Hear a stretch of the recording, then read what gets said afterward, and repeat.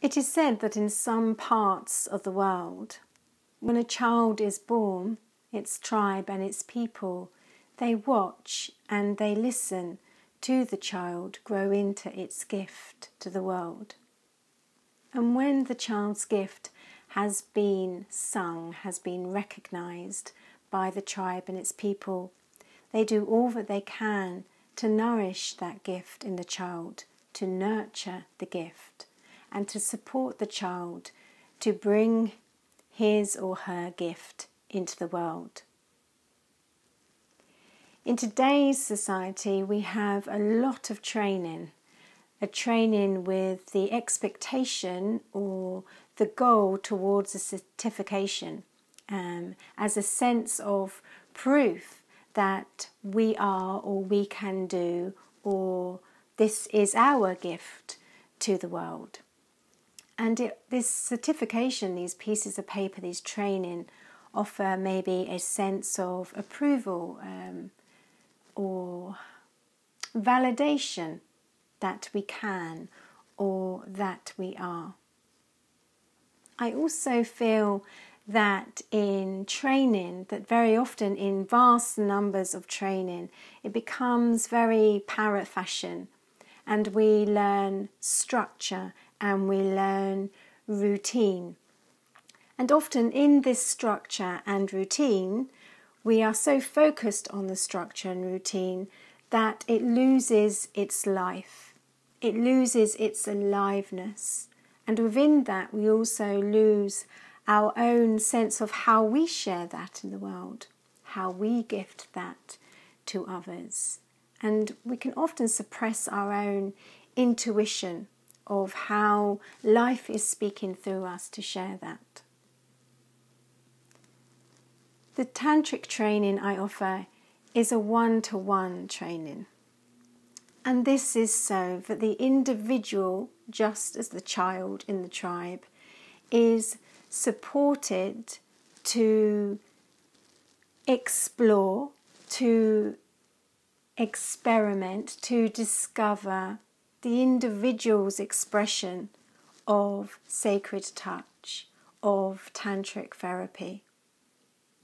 Of course, there are guidelines to that, mythology, but there is also a spaciousness around that mythology of how does Tantra come through this individual.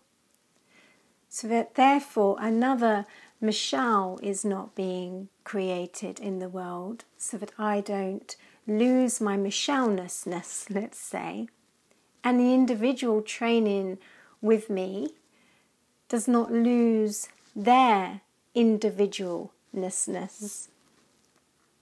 I feel that's very, very important. What's also important about the one-to-one training is that the individual becomes the Tantra. Very often in trainings, it's really teaching us how to do something rather than how to be that. And in our doing, there needs to be a being behind that. It also ensures that the individual training, that Tantra becomes a lifestyle, not something they are doing to others or making happen to others, that they become the happening, that they are Tantra, they are not doing Tantra.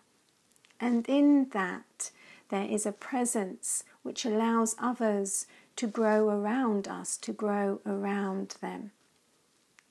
So this individual training is truly an individual dive and exploration into Tantra, and how that touches the individual, how that speaks to the individual, how that resonates in your heart, in the individual's body, in the individual's hands, and speaks through.